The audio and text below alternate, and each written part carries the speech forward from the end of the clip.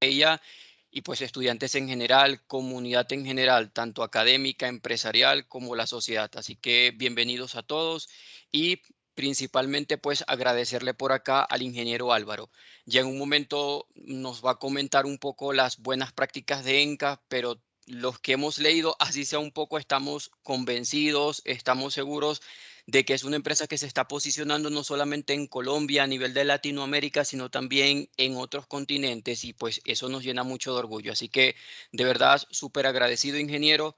Nosotros siempre le comentamos a los estudiantes, las discusiones generadas en el aula de clase son importantes, revisar lo que ha hecho la comunidad científica, pero encuentros como estos, donde tenemos un contacto directo con quienes viven en el día a día, con quienes están enfrentando desafíos, solucionando problemas. Allí es de verdad donde cuando combinamos ese saber cognitivo con el procedimental, donde nace el verdadero conocimiento. Así que para nosotros es un honor tenerlo por acá usted.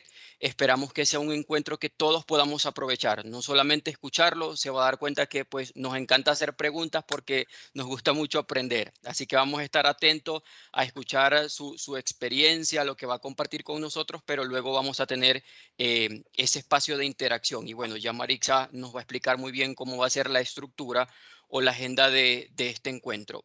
Aprovecho la oportunidad también para las personas que están conectadas, las que se van a conectar en un momento, cualquier duda que tengan asociada al programa La Maestría en Administración, de verdad, con total gusto me pueden escribir a mi correo electrónico, que ya yo se los voy a compartir por acá, por el chat, y con total gusto agendamos una reunión, les comparto la propuesta de valor, les muestro los elementos diferenciadores del programa y pues ojalá y muy pronto nos estén acompañando en una de las cortes que ya están próximas a iniciar clases, ¿ok?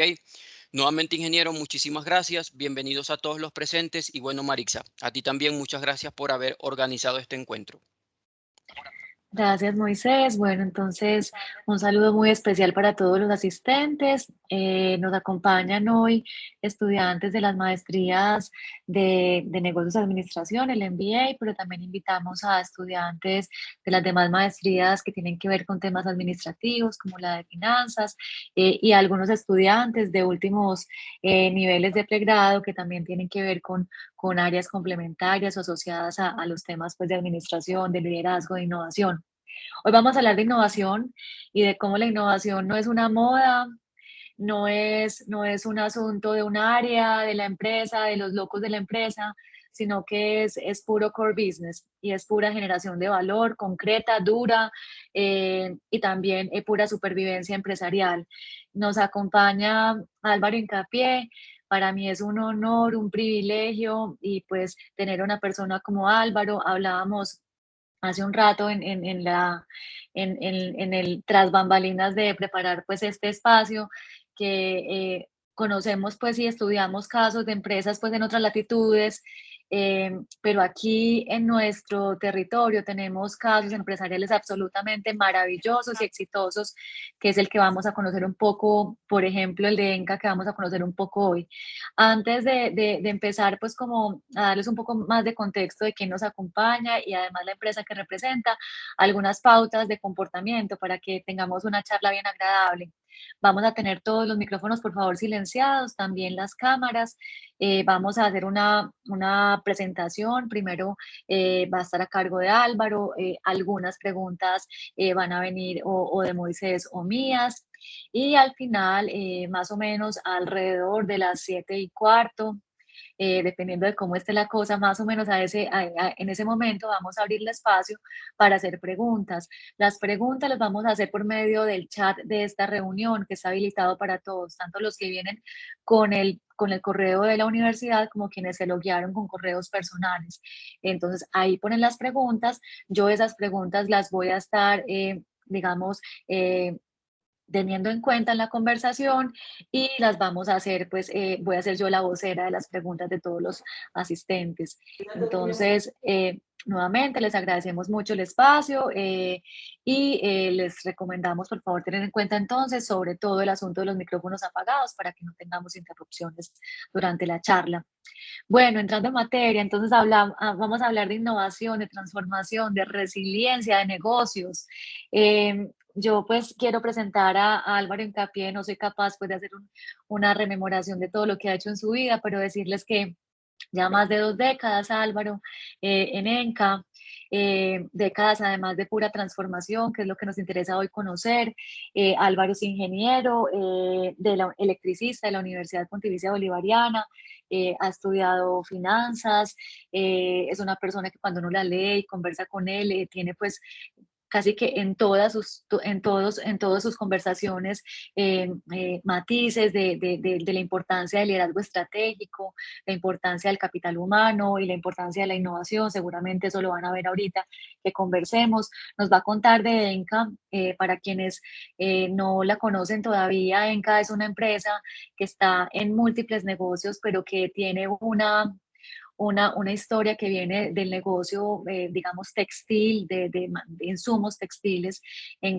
Cuando estábamos en esas épocas, digamos, maravillosas, del auge de las textileras en Colombia, que casi todas eran antioqueñas, y teníamos este gran emblema del edificio Coltejer, pues Enca era comparada con Coltejer, pues muy chiquita, ¿cierto, Álvaro?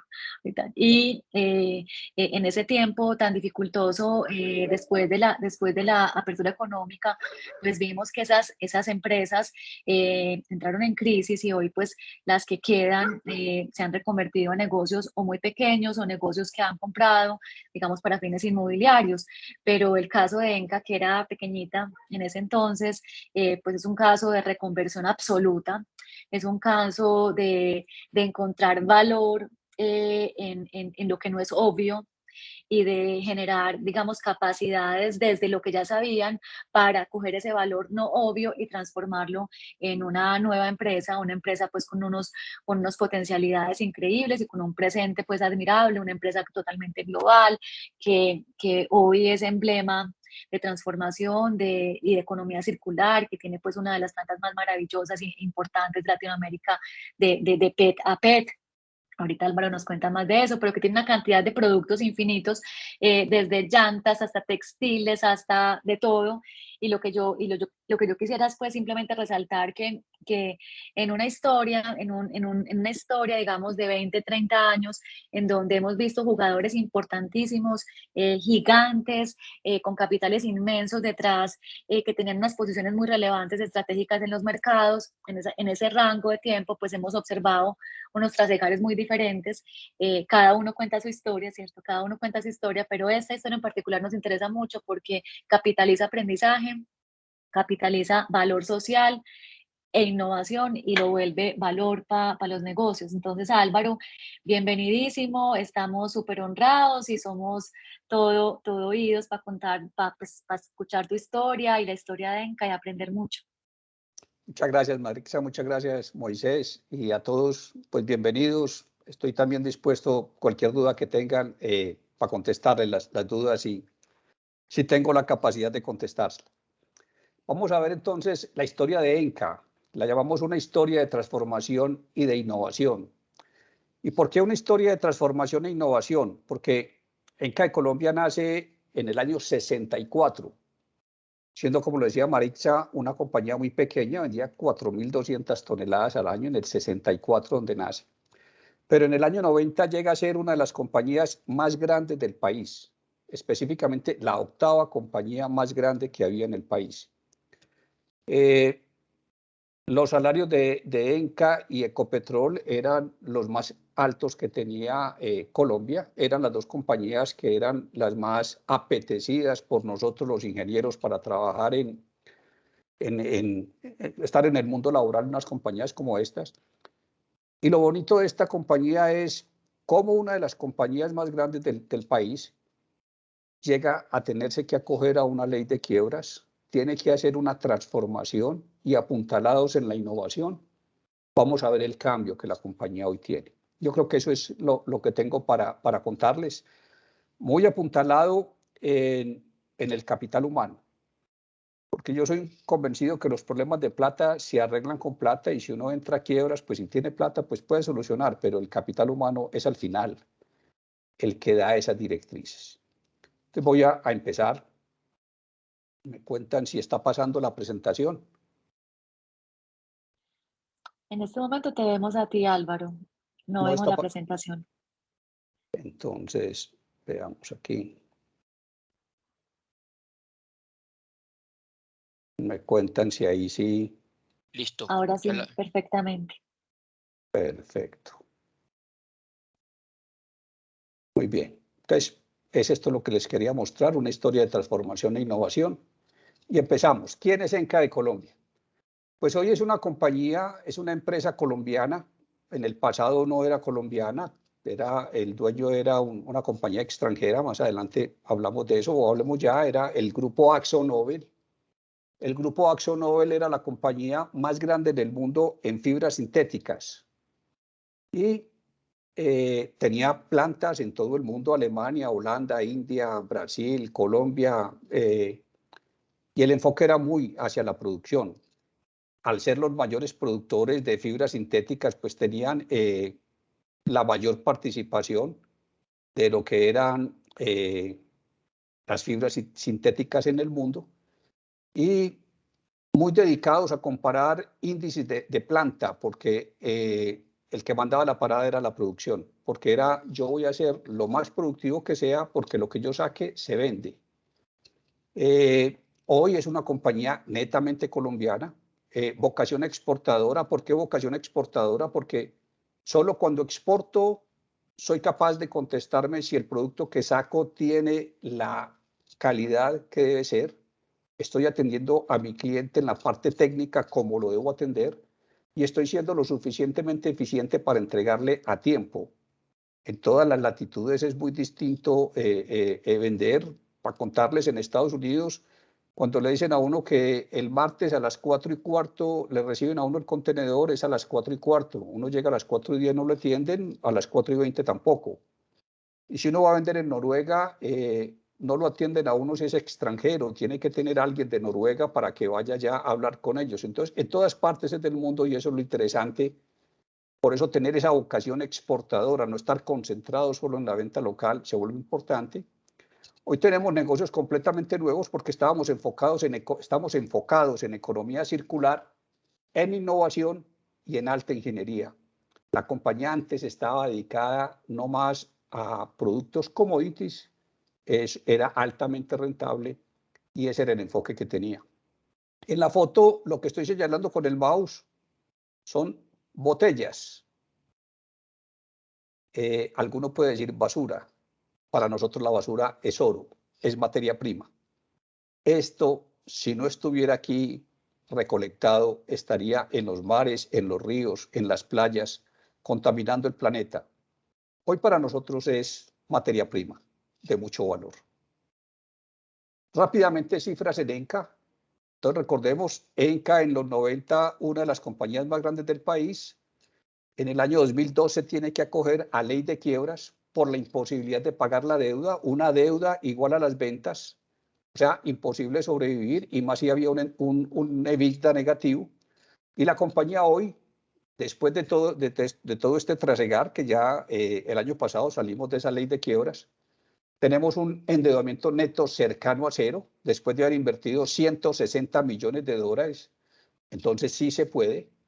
Adicionalmente, exportamos el 40% de nuestras ventas, pero buscando países que sean mercados exigentes, porque lo que vendemos son productos de alto valor agregado. Norteamérica representa para nosotros el 19% del total de nuestras ventas. Generamos de manera directa más de 1.100 empleos, indirectos son 4.500, y recicladores son más de 10.000 recicladores, que llegarán a 20.000 a finales de este año. Y una de las cosas que más nos enorgullece, el 54% de nuestros productos son elaborados a partir de materias primas recicladas. ¿Qué negocios tenemos? Tenemos básicamente dos grandes negocios. Uno que los llamamos negocios textiles e industriales. En estos negocios textiles e industriales, en la parte industrial, hoy somos el mayor productor de lona para llantas de nylon 6 en América. Somos aliados de las principales marcas a nivel mundial. En Estados Unidos en América en general tenemos una participación superior al 60%, pero en Estados Unidos podríamos decir que estamos por encima del 90% en lona para llantas. Nuestros principales clientes son Bridgestone, Continental, Goodyear, las grandes llanteras. Pirelli, que ya la compró una compañía asiática que se llama Prometheum. ¿Por qué nos gusta esto? Porque es un producto de alto valor agregado.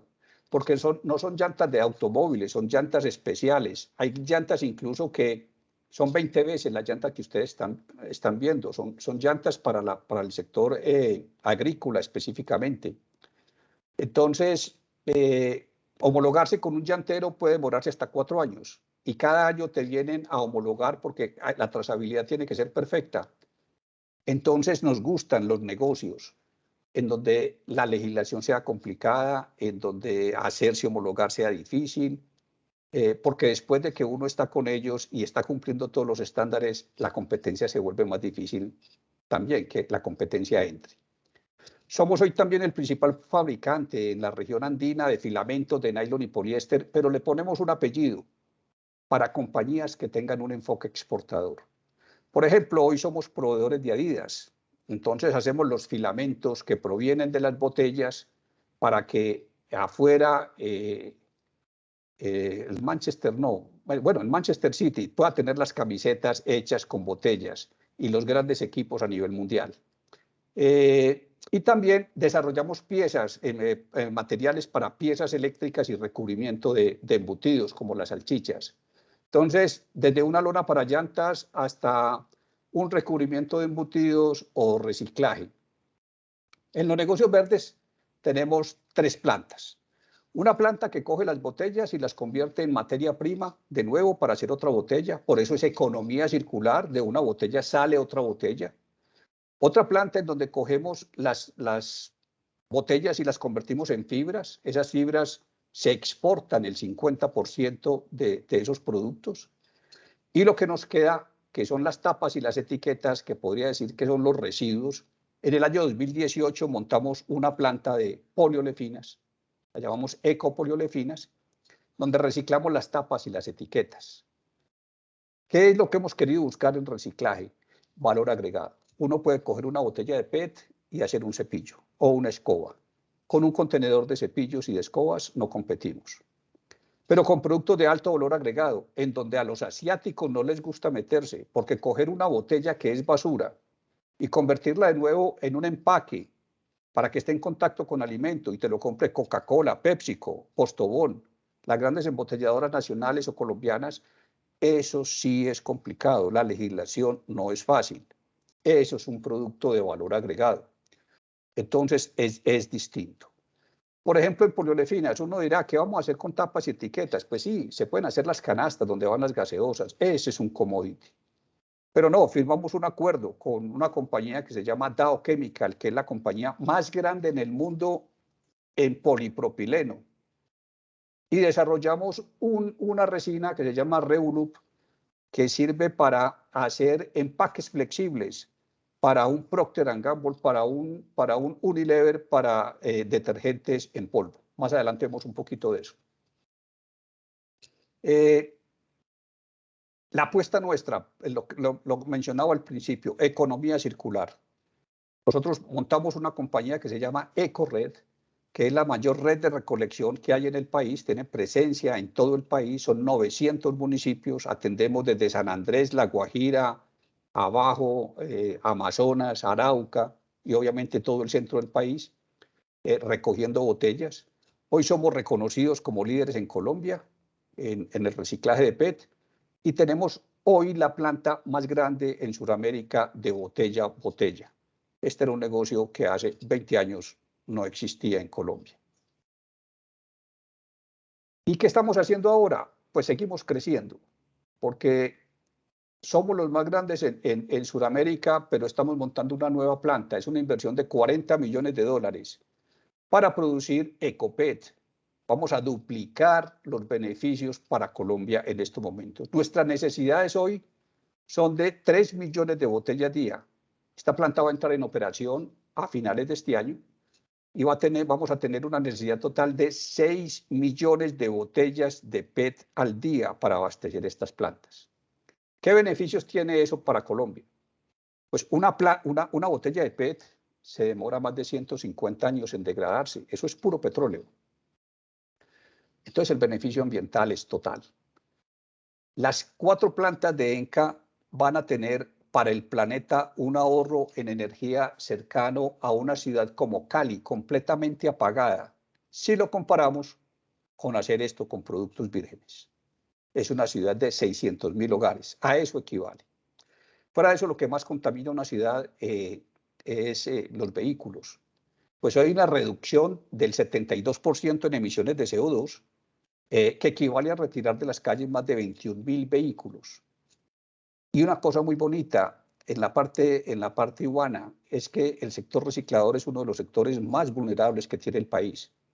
Pues aquí va a haber ingresos superiores a los 200.000 millones de pesos por la compra de esas botellas. Entonces, ¿qué buscamos? Buscamos no que cada gramo nuestro cuente una historia de rentabilidad, de contribución. No, que cada gramo que nosotros vendamos cuente una historia también de sostenibilidad y de responsabilidad por el planeta. Ahora sí entremos en materia, les voy a contar la transformación. Esta es una foto de la planta de la compañía, no es ningún hotel en Estados Unidos. Están invitados todos a que vayan. Entonces les voy a contar esta historia que para nosotros pues nos sentimos muy contentos y creemos que es una historia que deja huella en Colombia. Un poquito de historia. ¿Por qué ENCA le iba tan bien y por qué era tan grande? Pues era tan grande porque pertenecía a AkzoNobel y era tan grande porque las patentes en los 70 estaban en manos de los países occidentales. Entonces, quien competía con nosotros era Alemania, era Estados Unidos, era el Reino Unido.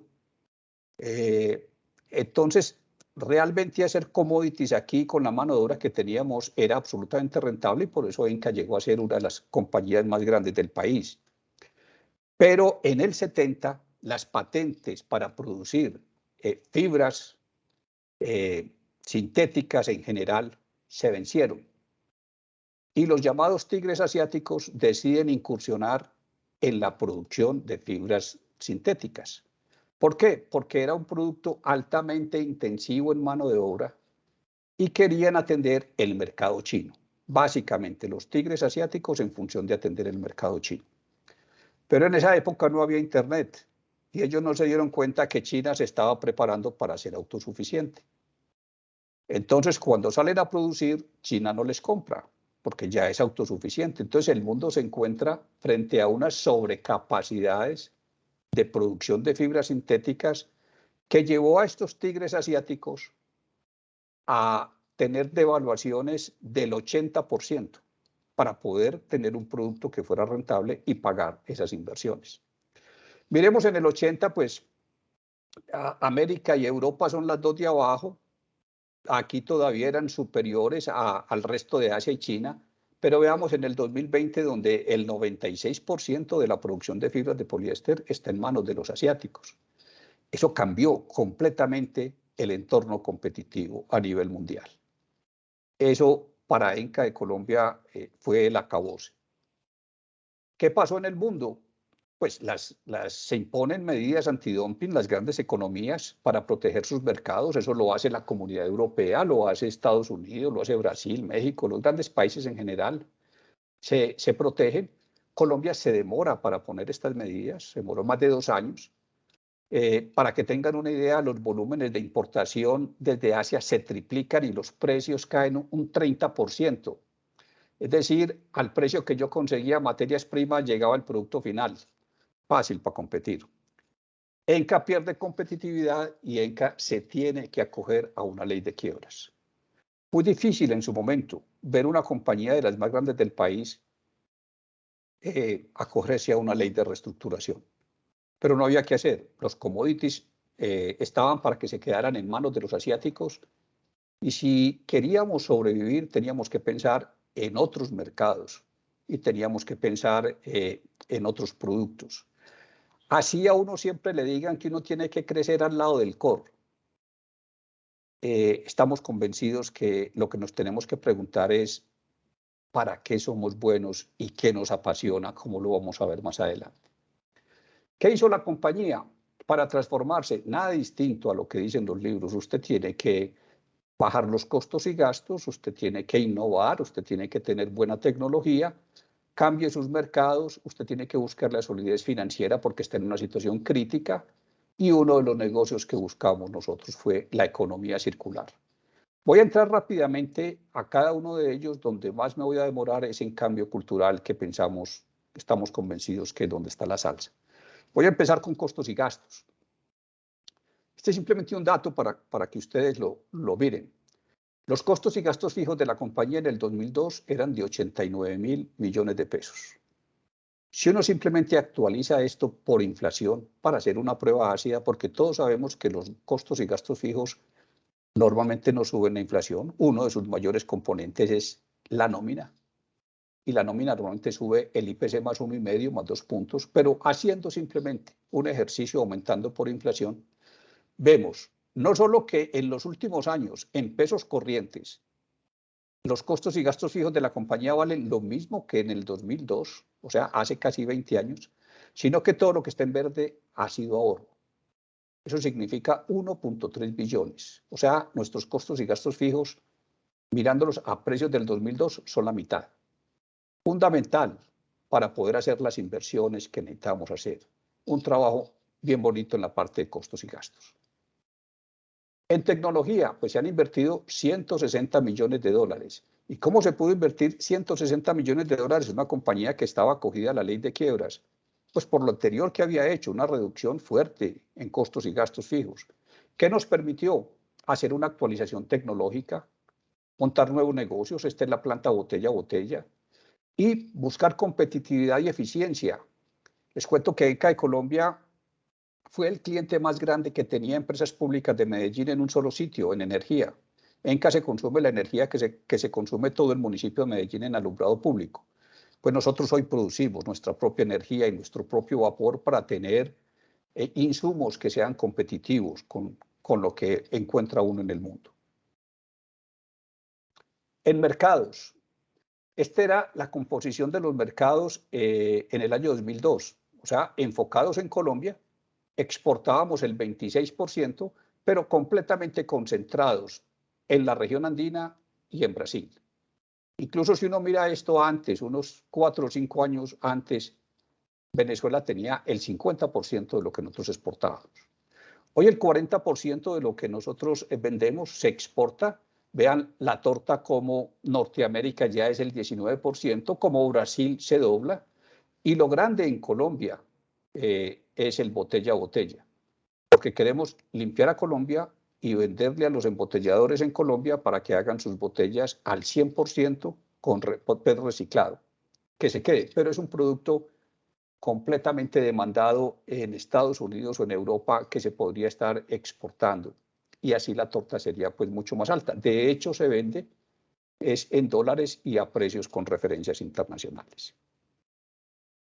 Solidez financiera.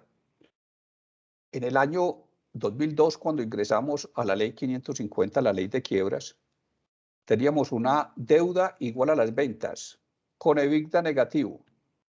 Ustedes me dirán cómo sale uno adelante con eso. Y metido en un sector de commodities y en un sector textil. Cuando nosotros hacíamos, por decir algo, que eran unas capacidades antes importantes, 2.000 toneladas de filamentos al mes, habían compañías asiáticas que hacían 500.000 toneladas al mes. Imposible de competir, ahí no podíamos seguir en ese negocio. Entonces, este cambio que hicimos, pues nos permite, si ustedes miran el EBITDA del 2014, pues al 2019 estaba doblado. Y el EBITDA del año pasado, que fue del 2020, que fue 38.000 millones de pesos, pues el año pasado lo doblamos, 76.000 millones de pesos. Pero no solo eso, miren el índice de endeudamiento. En el 2002 no lo publico porque se me sale de la pantalla. Era un índice imposible de pagar, infinito. EBITDA negativo, infinito. Hoy, con inversiones de 160 millones de dólares, el EBITDA es cercano a cero, que era lo que les mostraba en la primera diapositiva. Es decir, recogiendo basura y haciendo productos de alto valor agregado, podemos tener un negocio altamente rentable. Eso era lo que teníamos que hacer. Economía circular fue uno de los negocios que definimos. En ese momento, cuando la situación estaba tan crítica, mandamos equipos a Europa, mandamos equipos a Estados Unidos, tuvimos equipos en Asia, viendo qué estaba, para dónde iba el mundo. Y de 100 proyectos que teníamos en una matriz, nos dimos cuenta que la sostenibilidad, el reciclaje y especialmente la economía circular, nos convencimos de que eso era lo que iba a pegar. Eso fue en el año 2007. En Colombia no sabían qué era economía circular. No se hablaba del reciclaje. El reciclaje en el 2007 era el 4%. En el 2020 en PET fue del 30%. Y cuando entre en operación la nueva planta, que es a finales de este año, vamos a estar en niveles de reciclaje similares a los de Europa, que es el líder mundial en reciclaje en el mundo. Y la compañía va a estar entre las 5 compañías más grandes en el mundo en reciclaje de PET. Entonces, el año pasado, el 54% de nuestros productos fueron fabricados a partir de materiales reciclados. A partir de finales de este año que entre el nuevo producto, el proyecto va a ser el 71%, lo que va a provenir de materiales reciclados. Hablemos de innovación. Me gusta mucho este tema porque cuando hablamos de innovación, normalmente pensamos en productos nuevos. Y sí, la innovación va en productos, pero también tenemos que tener innovación operativa o innovación estratégica. No solamente son productos. Para nosotros, en innovación, el mayor desafío que tuvimos fue escapar de las ideas antiguas que no tenían valor. ¿Qué quiere decir eso? En el 2000, en 1997, la compañía había montado un proyecto de $50 millones, toda la plata del mundo, pues en el 97. Esa planta nos permitió convertirnos en el mayor productor de fibras, la llamaban tipo algodonera, y la participación que teníamos en el mercado colombiano era del 97%. Cuando tomamos la decisión en el 2006 de cerrar esta planta, nadie nos creía. Nos decían, ¿cómo va a cerrar usted una planta que tiene el 96% de participación en Colombia, 97%, que usted exporta duro a Brasil y exporta duro a Venezuela? Pues muy sencillo. Reliance, una compañía de la India que estaba integrada desde el petróleo, llegaba con producto un 30% más bajito que el que yo podía entregar, porque yo no estaba integrado desde el petróleo. Entonces no había nada que hacer. Entonces, escapar de esas ideas antiguas que no generan valor se vuelve supremamente importante, porque uno se apega a esa cantidad de plata que invirtió y a eso que sabía hacer. Entremos en cada una de estas innovaciones y veamos rápidamente algunas cositas. Hablemos de innovación operativa. Pues antes, cuando competíamos con los occidentales, pues los salarios que pagaba ENCA eran muy pequeños, pero cuando estábamos compitiendo con los asiáticos, pues los salarios que pagaba ENCA eran 5 o 6 veces los salarios que pagaban en Asia. Nos tocó hacer una reconversión grande en costos laborales, un redimensionamiento organizacional. Con 2 sindicatos, los 2 de la CUT, logramos modificar la convención colectiva, algo que nos decían que era completamente imposible. A pesar de estar en ley de quiebras, seguimos trabajando en mejoramiento continuo, o sea, círculos de participación. Esto nunca decayó.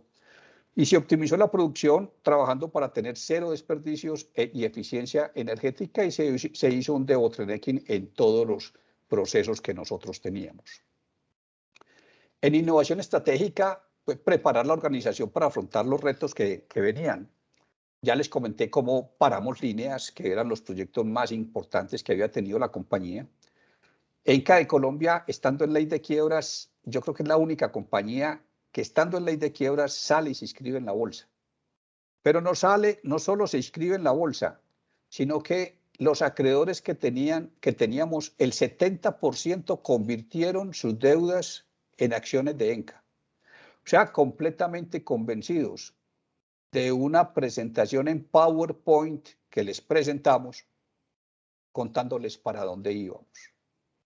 Por eso lo interesante para nosotros ahora es decirles, creyeron en nosotros y vean la realidad hoy de lo que se hizo en el pasado. Fuera de eso, se reinventó la compañía, una compañía dedicada completamente a hacer commodities para el sector textil. Con la nueva planta, pues es líder en reciclaje de PET en Colombia hoy, pero con la nueva planta, como les decía, va a ser uno de los líderes a nivel mundial en reciclaje en botella a botella. Vamos a incluso incursionar en el reciclaje de poliolefinas. ¿Qué son poliolefinas? Polipropileno y polietileno. El consumo de poliolefinas hoy en Colombia es 4 veces el consumo de PET. Eso nos abre un potencial enorme para reciclar poliolefinas. En marzo del año pasado, nosotros en el 2018 montamos una planta de poliolefinas y el año pasado firmamos un acuerdo con Dow Chemical. Dow Chemical es el productor más grande del mundo de polietileno. Entonces, con ellos vamos a trabajar un producto nuevo. Y fuera de eso, ya lo vimos, se diversificaron los mercados.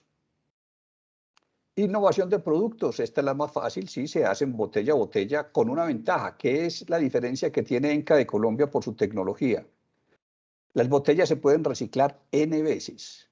O sea, Coca-Cola, Postobón, PepsiCo hacen botellas 100% con material reciclado y eso se puede reciclar N veces.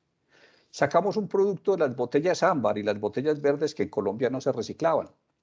Y con eso estamos haciendo geotextiles. ¿Qué son los geotextiles? Unas mallas que se ponen en las vías cuando están en construcción para que amarre completamente el concreto.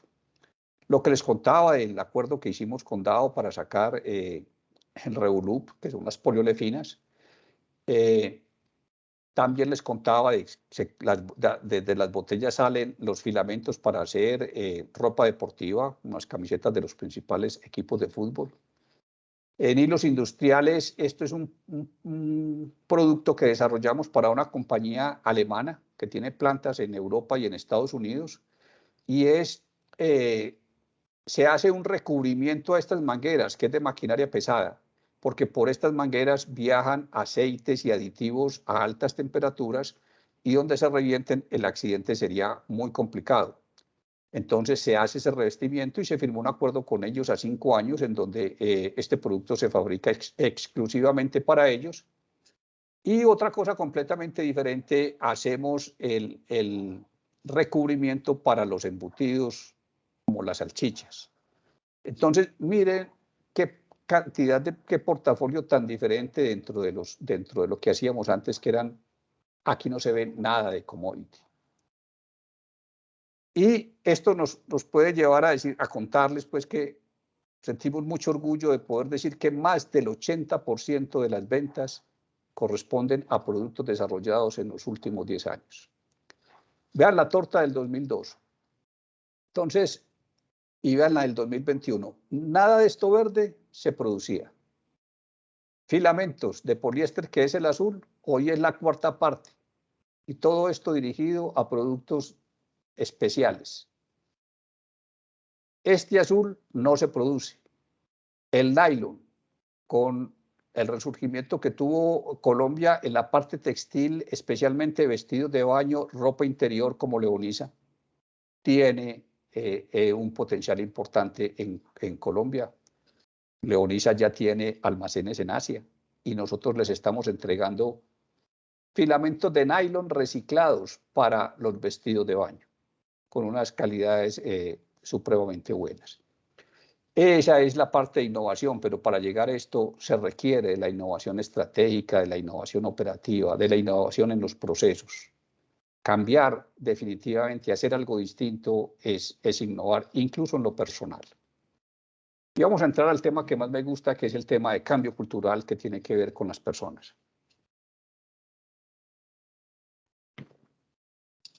Muy bien. Para reinventarse y mantenerse vigente en un mundo que está en constante transformación, definitivamente se necesita un cambio profundo en la cultura. ¿Y qué se requiere? Primero, personal competente. Y para el personal competente es priorizar el quién antes del qué. Voy a entrar después a cada uno de ellos rápidamente. Lo segundo, que nos digamos las cosas como son. Muchas veces cuando el jefe es muy bravo no le cuentan que la situación está complicada, porque ¿cómo le voy a decir pues que la situación está difícil? Hay que afrontar la realidad y los hechos, por difíciles que sean, para poder tomar las decisiones que haya que tomar, porque si no, cuando la vamos a tomar ya es tarde. El liderazgo, que quiero también hablar de eso, inspirar con el ejemplo, y para mí de las cosas más básicas que debe haber en toda la vida que uno tiene, la disciplina. La disciplina es lo único que le permite a uno ejecutar de manera efectiva tanto los proyectos que estén en ejecución como la estrategia de la compañía.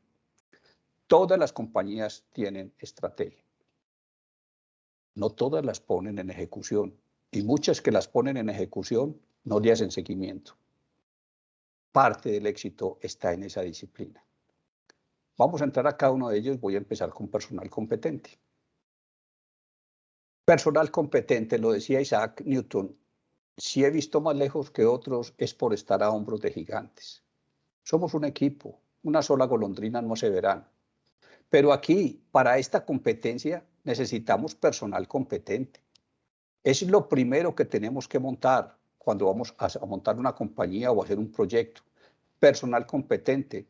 Y lo segundo, así suene muy duro, sacar los incompetentes.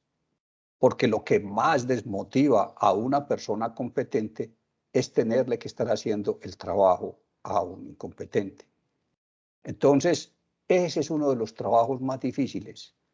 ¿A quién monto en el bus? ¿A quién monto en el barco? Porque estas personas, que cada uno sepa qué es lo que tiene que hacer, es en ese momento donde uno puede decidir a dónde me dirijo. De nada me sirve yo tener una dirección si no tengo personal competente, porque ninguno va a estar remando de pronto para el mismo lado, o todos van a estar remando para el mismo lado y no vamos a hacer nada. Solo cuando en el bus tengo el personal competente, en ese momento sí puedo tomar decisiones para dónde voy. Y ese personal competente es lo que me hace más fácil adaptarme a un mundo cambiante. Por eso tenemos que empezar primero por el quién que por el qué. Entonces muchas veces no tenemos ese personal competente y nos dedicamos a definir la visión, la misión, la estrategia, la estructura de la organización. ¿Para qué? Si no tengo el personal competente, ¿de qué me sirve una visión o una estrategia? Es ese personal competente el que debe definir la visión, la misión. Imaginémonos dos compañías en el mismo sector vendiendo lo mismo, con la misma visión, la misma misión, la misma estrategia, pero con personal diferente, resultados diferentes. Son las personas las que hacen completamente diferente los resultados de una compañía. Entonces, ¿en qué nos tenemos que concentrar? En la selección del personal. De ahí nace todo. La selección del personal se vuelve básica y en ENCA somos 1.100 personas y tratamos de tener unos filtros para poder contratar las personas, esas personas que sean competentes. ¿Y en qué nos fijamos? Nos fijamos muchísimo más en los atributos de carácter que en la educación o la experiencia o el conocimiento que tenga o los títulos que tenga. Porque es que nosotros ética, nosotros que sea una persona integral, valores, eso no lo podemos enseñar. Que haya responsabilidad por el trabajo. Pero si la persona no sabe de mercado de capitales, facilito en la escuela no lo preparan. O si necesitamos que un mecatrónico, tengo el mejor en estos momentos manejando una de las plantas en ENCA. Eso sí me lo prepara, lo otro no me lo entregan, lo otro no lo puedo preparar. Entonces, para tener esas personas competentes, sí nos fijamos mucho más en los atributos de carácter. Y creo que el mundo está cambiando y se está yendo hacia esto. Siempre hemos dicho que el mejor activo que tiene una compañía es su personal. A eso hay que ponerle un apellido, su personal competente. Porque es que todas las compañías que se quiebran están llenas de personal. Pero ahí hay incompetencia. Por eso el apellido de personal competente, los más aptos. Entonces al final se vuelve una combinación de esos atributos de carácter y lo que la persona haya estudiado, pero con mucho más peso en la selección por los atributos de carácter. No nos dé miedo a contratar gente que sea mejor que uno. El verdadero liderazgo está en que cuando ya uno no esté en la compañía, esa compañía tenga mucho más éxito que cuando uno estaba. Entonces, permanentemente hay que buscar gente que sea mucho mejor que los que hay actuales. Y eso sí que lo ve uno. La preparación que hay ahora en las universidades, como salen preparados los estudiantes, y uno lo mira con personas que lleven 30 años en la compañía, las diferencias son enormes.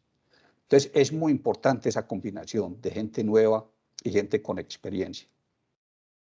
Otra de las cosas que ponemos mucho cuidado es, muchas veces los mejores los dedicamos a los chicharrones que tienen las compañías. Hay que cambiar el sistema y hay que poner SAP. ¿Quién es el mejor de todos? No, no, eso es una cosa operativa y eso hay que ponerlo a funcionar. Pero los mejores hay que dedicarlos a las grandes oportunidades, no a los grandes problemas. Cuando están dedicados a las grandes oportunidades, ellos son los que muchas veces ven lo que el líder no está viendo en su momento. Hombre, vamos a montar una planta de reciclaje en Estados Unidos. Pues hay que mandar las personas, los mejores que tengamos. Y esas personas, ¿cómo nos damos cuenta que son los mejores? Porque no hay que manejarlos estrechamente, porque no hay que estar encima. Porque cuando uno está encima, entonces el jefe no está haciendo el trabajo que tiene que hacer. Las personas necesitan simplemente una guía, una enseñanza, pero no un manejo estrecho. Cuando hay un manejo estrecho, ahí definitivamente hay un problema. Acabamos con personal competente. Es más o menos a grandes rasgos lo que les quería decir, básico y primordial en la compañía. Ahora nos metemos en otra. Tenemos que saber la verdad y tenemos que afrontar la realidad y los hechos, por difíciles y complicados que sean. Si uno está enfermo y nunca le dicen a uno, lo más seguro es que uno se muera y nunca supo de qué se murió. Entonces las cosas hay que saberlas para uno poder saber cuál es el tratamiento. Y no mirar los fracasos como lo peor. Lo decía Henry Ford, el fracaso es solo la oportunidad de comenzar de nuevo de forma más inteligente, con más experiencia. Eso es lo que tenemos que tener en cuenta. Entonces, ¿qué tiene que hacer el líder para poder crear un ambiente en donde todos tengan oportunidad de hablar y de ser escuchados? De esto hay muchas historias. Por ejemplo, en la Segunda Guerra Mundial, Churchill tenía un carácter muy carismático. Entonces, lo que estaba pasando en la Segunda Guerra Mundial no le llegaba. Él creó una oficina, que la llamó la Oficina de Estadística. Decía que los hechos eran más importantes que los sueños. Y puso en esa oficina 4 personas de su absoluta confianza para él poder empaparse de todo lo que estaba pasando y tomar las decisiones que tenía que tomar.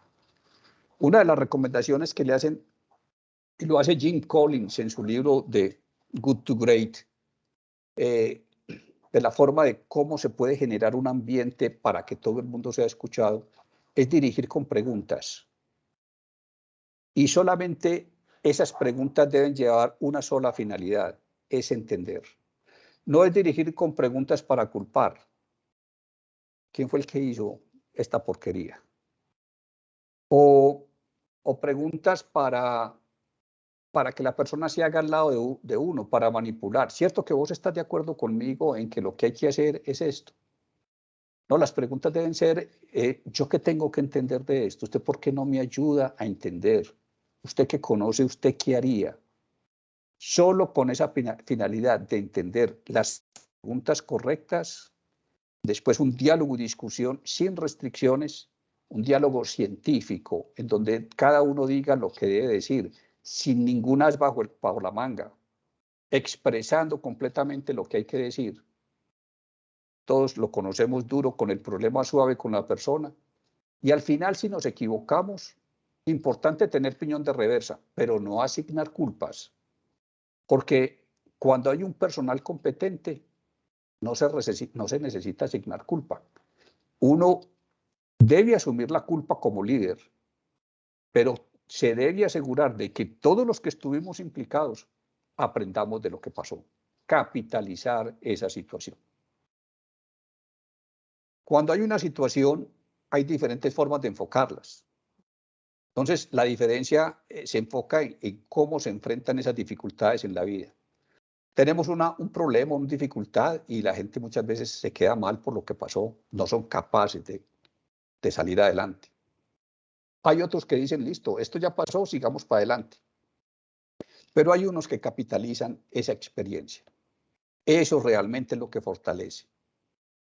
Por eso hablamos del fracaso para salir de una manera mucho más inteligente, es capitalizando esa experiencia. No podemos mirar que todo lo que pasa en la vida o muchas cosas de las que pasan en la vida son malas.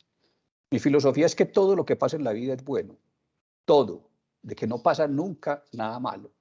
Nada. Simplemente lo que pasa es una experiencia que yo tengo que vivir para poder aprender y ser mejor en la vida. ¿Qué se requiere entonces para tomar buenas decisiones? Primero, conocer qué está pasando, la realidad de los hechos, por difíciles que sean. Segundo, tener un equipo competente para poder discutir de una manera científica las mejores soluciones, sin intereses personales. Y de las cosas más importantes, una vez tomada la decisión, todos la respaldan.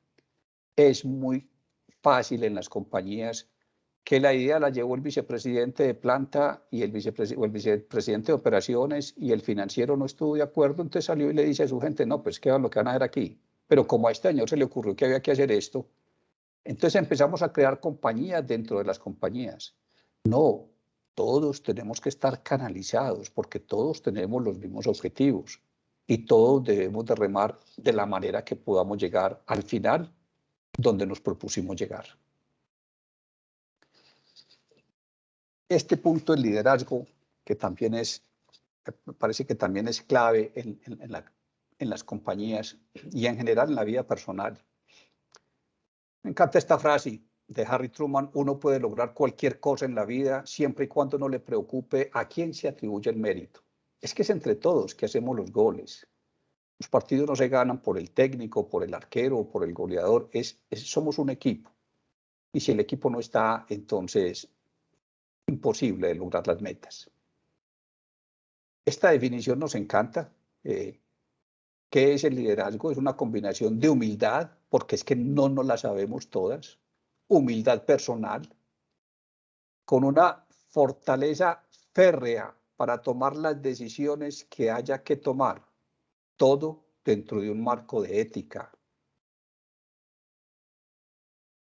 Entonces, ahí que se vuelve importante, humildad, para que cambiemos el yo por nosotros. No soy yo el que hago las cosas, somos nosotros como compañía.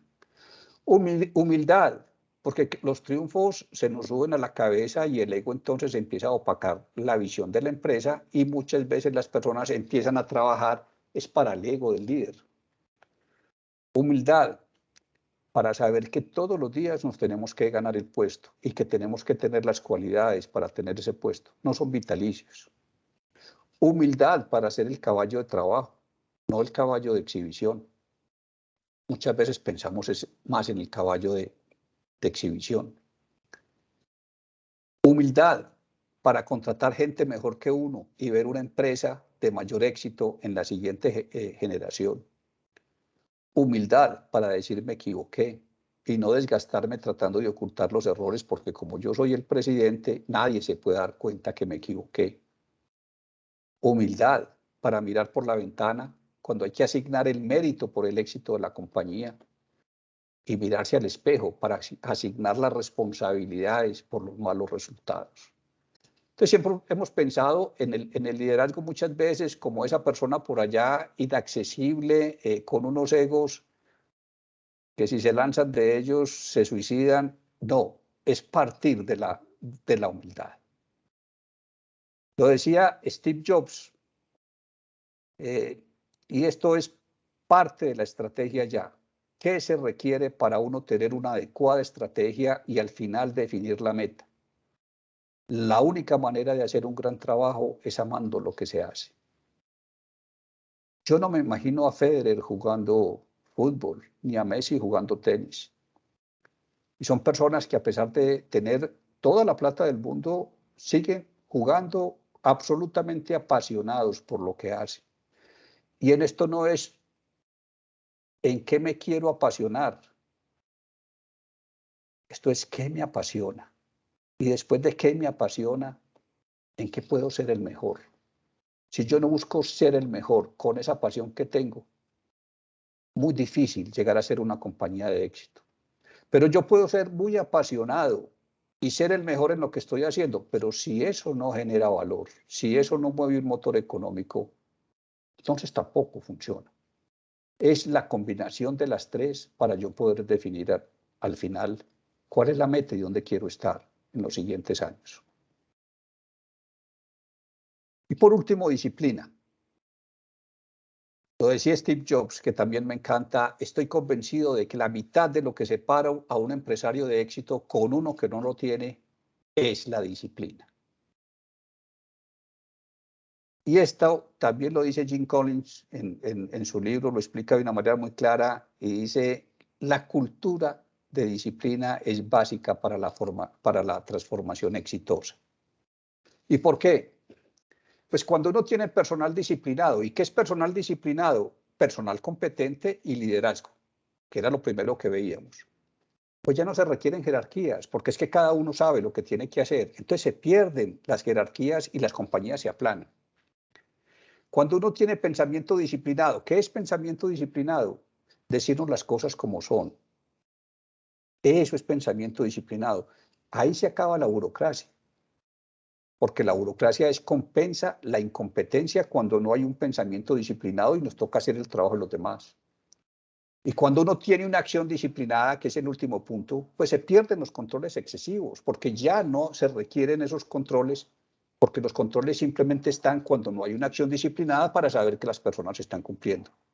Esto es cultura o un resumen de lo que es cultura de disciplina.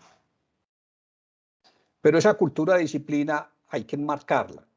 Nosotros hablamos de crear una cultura en torno a la idea de libertad y responsabilidad dentro de un marco de referencia.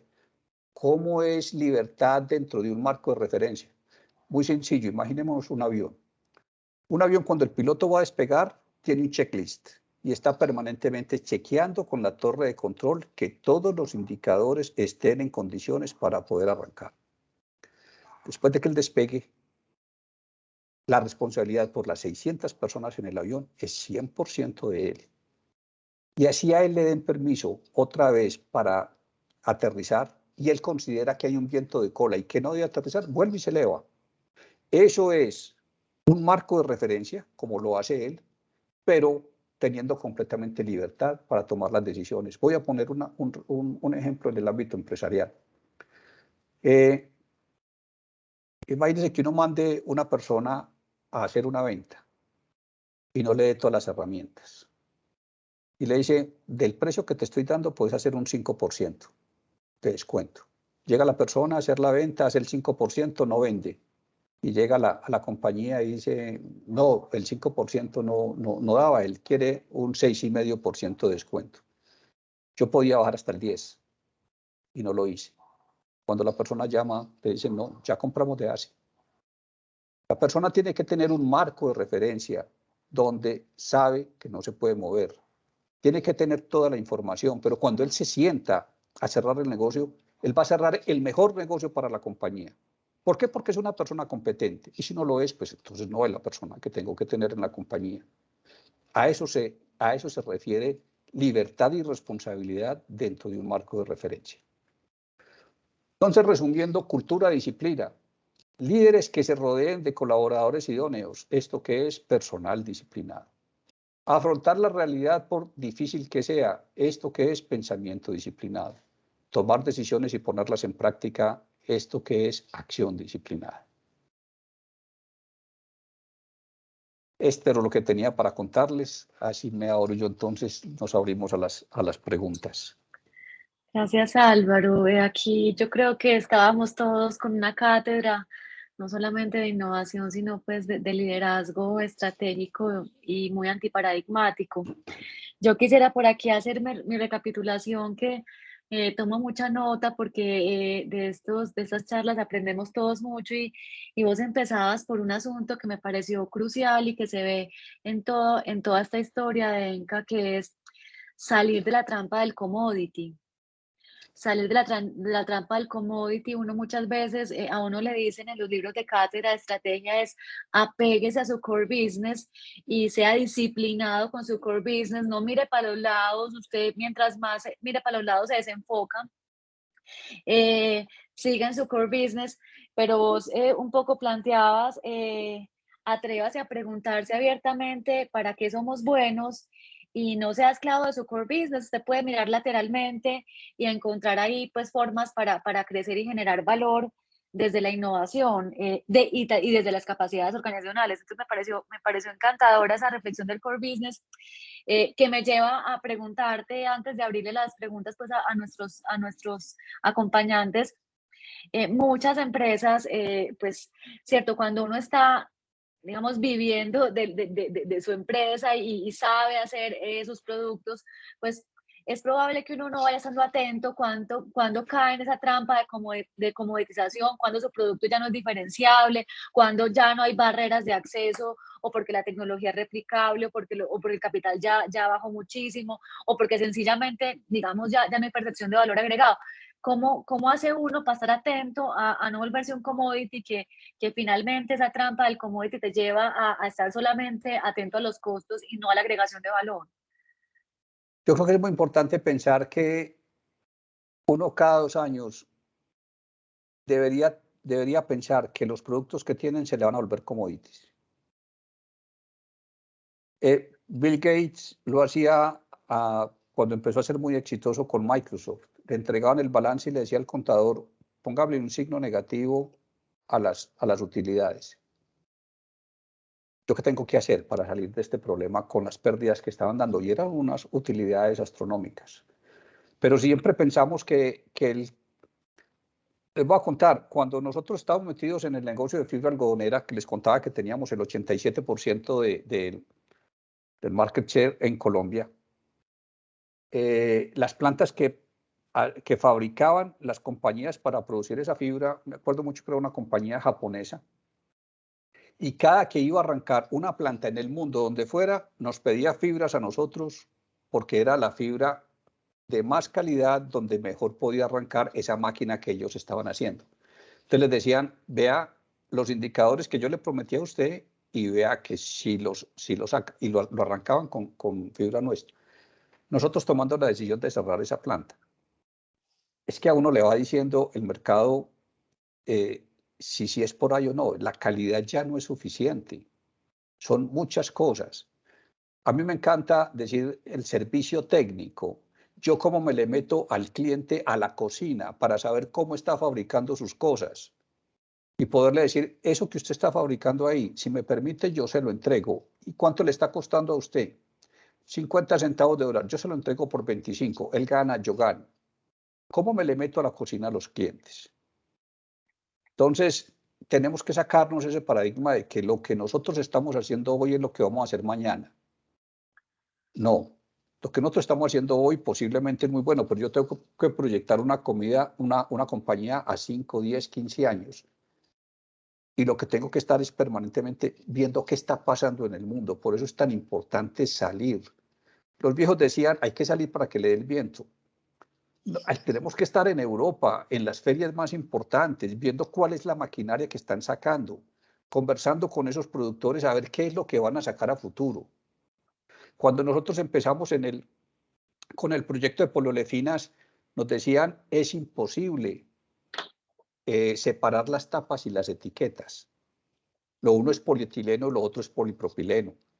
Y cuando el gran problema que tienen hoy quienes fabrican poliolefinas es que salen una mezcla de todo y no pueden entregar un producto homogéneo. Un Procter & Gamble, un Unilever, necesitan 7x24 homogeneidad en el producto que se le entrega, sea reciclado o no. Pero ellos no pueden estar cambiando, que hoy me llega para mezclar reciclado 70-30 con virgen o 10-90. No pueden, tiene que ser la misma homogeneidad. Pues logramos desarrollar con un productor que separara tapas y etiquetas y hoy entregar un producto homogéneo, y es por eso que estamos en estos momentos con el acuerdo con Dow Chemical.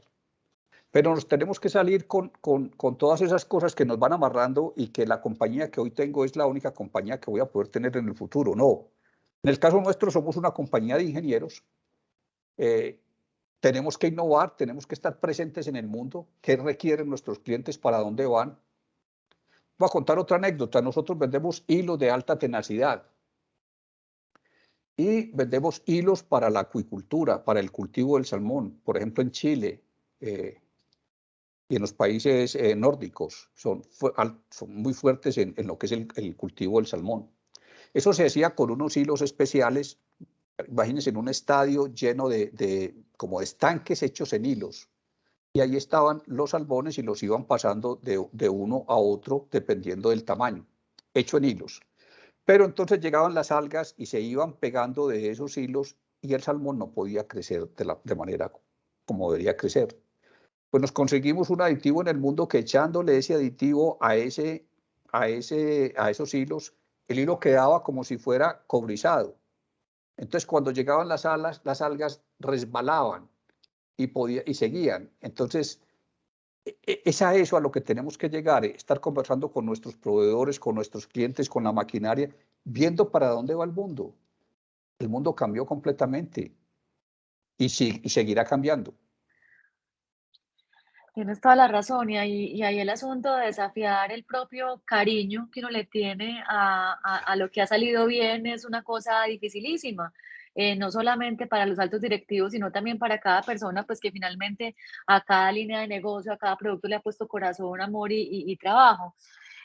Tremenda historia esta como de desapego empresarial, ¿cierto? De uno decir, la empresa que tengo hoy no va a ser la que sea, digamos, generadora de valor en el futuro, entonces reinventarse todo el tiempo.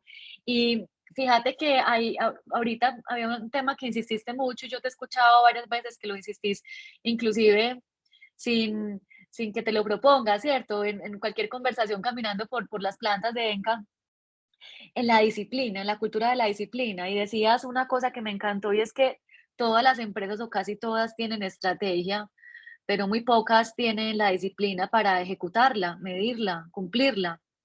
Eh, y entonces en una empresa de estas tan innovadora que está reconvirtiéndose, pues uno se imagina estos espacios de Silicon Valley, ¿cierto? Todos en chanclas, y uno no va al trabajo ¿cierto? Y se fuma no sé qué vaina, porque pues todo es posible. Uno se imagina que está muy, digamos, que son como excluyentes, ¿cierto? Este asunto de reinventarse, de transformarse, de innovar con una cultura de la disciplina en la ejecución. ¿Cómo conviven esas dos cosas que parecieran, al menos desde los estereotipos, tan diferentes? Es dar libertad para que estas personas puedan viajar, puedan estar por el mundo entero visitando lo que haya que visitar. Pero cuando llegan a la compañía hay que pasar un informe y hay que decir que visitaron y hay que mostrar por qué eso que están diciendo puede ser rentable, quién lo está haciendo en el mundo. Y si no está, entonces una conferencia con el proveedor de esa maquinaria a ver a qué le apunta, para dónde va. Y cada mes se le hace a esto un seguimiento. Estuve en Silicon Valley viendo Google cómo maneja este tipo de innovaciones y me pareció absolutamente espectacular. Ellos tienen, las personas tienen que llevar ideas y se forma una junta directiva de distintas personas para escuchar a la persona. Esa persona dice, la idea que tengo es esto. De esa junta se lo aprueban o no se lo aprueban. Si se lo aprueban, le dicen, tienes 15 días para que me presentes un prototipo y escoge de la compañía las personas que tú necesitas y tienes estos laboratorios a tu disposición. A las 2 semanas la persona tiene que presentar un prototipo. Si funcionó bien, si no, entonces para afuera. Si funcionó, entonces le adjudican 3 meses más plata y más recursos y otro personal que él necesite. A los 3 meses, él vuelve y tiene que presentar otro prototipo. Y ahí es cuando le asignan 100, 200, 300 millones de dólares para hacer las cosas. O sea, salgamos, viajemos, pero llevémoslo a tierra. Tal cual. Y yéndome, estoy recorriendo un montón de frases que nos diste y que son, a mí, pues, casi que deberíamos tenerlas por ahí textuales, porque me parecieron, pues, absolutamente iluminadoras. nos hablabas entre líneas del optimismo, ¿cierto? Decías, todo lo que pasa en la vida es bueno. Lo que sucede, entre comillas, malo es una oportunidad para aprender, ¿cierto? Y, y me recordabas en alguna ocasión que me preguntaron si escribía una cosita respecto a qué era ser empresario. Y yo pensé tanto, porque es que un empresario es como, toca de todo, ¿cierto? Malabarista también, en esencia, un empresario es un optimista, una persona que a cada barrera le encuentra la comba al palo. Y yo aquí quiero hacerte una pregunta más de título personal, si me lo permites, y es, eh, ¿cómo ser optimista con un EBITDA negativo por años, con un endeudamiento que duplica las ventas o que está igual a las ventas, con un mercado absolutamente corroído por una competencia asiática que además, pues, en tamaños somos, ¿cierto?, un pelo de un gato? ¿Cómo mantenerse optimista? ¿Cómo hiciste, cierto? Porque es que en toda esta época de reconversión estuvo, ¿cierto?, el fuero personal de Álvaro, ¿cierto? Manteniéndose, respirando y diciendo: "Listo, este mes no fue, pero el próximo". ¿Cómo hiciste? ¿Qué nos puedes decir? Por la calidad de personal que había en la compañía. Era un personal altamente competitivo y competente. Unos ingenieros de raca mandraca. Lo que teníamos era que darles alas para que volar. Y estaba convencido que de ahí iba a salir algo bueno. Uno dice, ¿cómo llegaron al negocio de reciclaje ustedes que en la vida? Les voy a contar una anécdota. Cuando yo dije en la compañía que íbamos a meternos en el negocio de reciclaje, el vicepresidente de operaciones me dijo, jamás, usted a mi compañía no me entra basura. Hoy ENCA está catalogada como por los... Coca-Cola tiene unas auditorías que nos hace cada 2 años y son personas de todo el mundo. Es un belga, un inglés y un alemán. Y la última vez que estuvieron en la planta, les pregunté, cuéntenme ustedes cómo clasifican esta compañía. Y me la clasificamos como una de las 3 mejores compañías del mundo, con una japonesa y con una inglesa. Y nos clasifican en reciclaje, basura. La respuesta que yo le di al vicepresidente de operaciones me parece fabuloso. Vamos a convertir el reciclaje como si fuera una compañía de alimentos, para que no tengamos inconveniente. Y hoy la compañía, cuando nos visitó el presidente Coca-Cola Latinoamérica, nos decía, ustedes lo que tienen es una compañía de alimentos, pero fue ese vicepresidente que se encargó que lo que entrara a la compañía lo tenía que tener organizado como si fuera una compañía de alimentos. Entonces, es mirar, cuando le dicen a uno que no, eso es fabuloso, porque eso, ahí salen N cosas que sí se puede. Entonces, lo que uno no puede perder es la fe, jamás, de que las cosas van a salir adelante. Así es, y finalmente, para darle paso a varias preguntas que ya nos han hecho los invitados a esta reunión, eh, una última que a mí también me pareció pues maravillosa, entre tantas que tengo aquí anotadas, pero era una reflexión respecto a la humildad con firmeza en la toma de decisiones, la humildad para, digamos, sentirse parte de un equipo de trabajo, pero además la humildad para saber que mi tarea es dar la cara y plantearme firme cuando es necesario. Y ahí había una frasecita que vos pusiste que a mí me encantó y era impedir que su ego opaque la visión de la empresa, porque pues nos decías, manténgase, mire lo que está pasando, vea la realidad. Nos pones el ejemplo de Churchill, que es maravilloso, y el ego muchas veces le quita a uno, le nubla la mirada, no solamente al máximo directivo, sino que el ego en los empleados que son nuevos y creen que se las saben todas, el ego en los empleados que llevan muchos años y que creen que se las saben todas, el ego en el que ascendió muy rápido o en el que ascendió, en fin, el ego que siempre en los seres humanos pues es tan retador. Em, yo siento que ahí lo que nos planteabas era un poco, el ego no genera valor, posiblemente lo que hace es destruir valor. ¿Cómo granjear el ego constantemente también como una herramienta para mantener la cultura de la innovación? Mostrando que no nos las sabemos todas. Hoy por hoy, por ejemplo, estamos contratamos a la escuela para que nos diera unos cursos en liderazgo, en finanzas, en mercadeo. Tenemos alrededor de 60, 80 personas durante 6, 8 meses en estos cursos.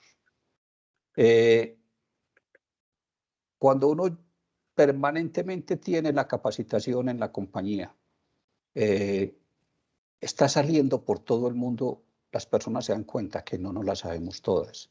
A la compañía normalmente estamos llevando personas con unas capacidades. Nosotros no éramos capaces de hacer una película para hacer embutidos, para las salchichas. Es que eso va eso es alimento. Pues contratamos los magos en el mundo a que nos dijeran cómo se hacía. Entonces, en la compañía, cuando en la medida nos empezamos a dar cuenta que no nos la sabemos toda, que hay gente que sabe mucho más que nosotros y nosotros lo que queremos es capitalizar ese saber, ayuda mucho a controlar ese ego. Y la definición de humildad es carencia de ego. Entonces, cuando uno lo que siente es que uno tiene alrededor en sus vicepresidentes o en sus gerentes los especialistas en esa materia y que lo que le van a hacer es aportarle a uno a no dejarlo equivocar, y de ahí para abajo empezamos a sentirlo de esa manera. Yo creo que se puede hacer un equipo muy bueno cuando se respeta completamente la persona, lo que está diciendo, y llevar especialistas de afuera y conocedores del tema. Eso nos permite aprender realmente mucho. Estamos en un proceso de aprendizaje total. Así es. Bueno, Moisés, yo no sé si quieres hacer alguna pregunta o vamos directo con las preguntas que nos han formulado por el chat. Ok, no, Marixa, yo creo que podemos ir con las preguntas. Solamente retomar algo que dijimos al inicio cuando estábamos solamente los tres conectados. Pues así como hablamos de esas grandes empresas y esas empresas que tienen estudios de caso en revistas muy posicionadas, de verdad que maravilloso llegar a construir un caso de ENCA y que nosotros desde acá pues lo demos a conocer en todas las universidades del mundo, así como nosotros en nuestras clases estamos realizando discusiones de otras empresas que son alemanas, francesas, americanas. Pues de verdad, qué bonito saber que en esos países puedan estar conversando sobre una empresa de acá de Colombia. Muchas gracias. Así es, Moisés, vamos a ponerle todo el empeño juntos. Bueno, nos preguntan por aquí, yo quiero leer, creo que las tres preguntas son maravillosas y creo que tienen un orden, pues, digamos, muy claro como de planteamiento y es, cuando uno, o sea, ser innovador por un periodo de tiempo corto es probablemente más fácil que mantener innovación por tantos años, sin conformarse, nos dice aquí Andrés Valero, con los resultados de corto plazo. ¿Cómo hacer? Danos 2 o 3 tips que vos digas. Yo, por ejemplo, llamo esto hackear un poco las organizaciones, ¿cierto? Generar pequeños incendios. ¿Cómo haces vos? ¿Cómo ha hecho Enca para mantener una mentalidad de creatividad e innovación tanto tiempo? Yo pienso que nos ayuda mucho lo que nos pasó. El haber llevado, que la compañía hubiera llegado a la quiebra, nos obligó a tener un proceso de transformación muy grande. Entonces, en la compañía siempre estamos pensando que producto que sacamos es producto que en 2 años se va a volver commodity. Si no se vuelve commodity, fantástico. Si se vuelve commodity, tenemos que buscar cómo lo reemplazamos. Qué interesante mantener esos riesgos que se materializaron ahí al ladito, para que no se le olvide a uno y no pasar otra vez por ellos. Súper interesante.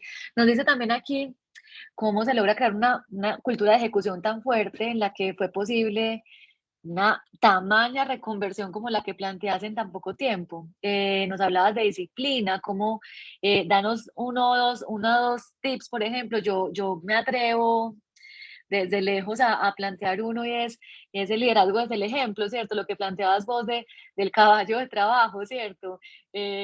¿Cómo más? Danos a que muchos de los que estamos conectados, pues gerenciamos empresas, ¿cómo más se hace?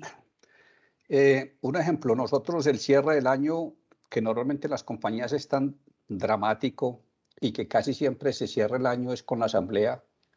Para nosotros el cierre de diciembre tiene que ser un mes común y corriente. O sea, el día 3 nosotros tenemos que tener evita.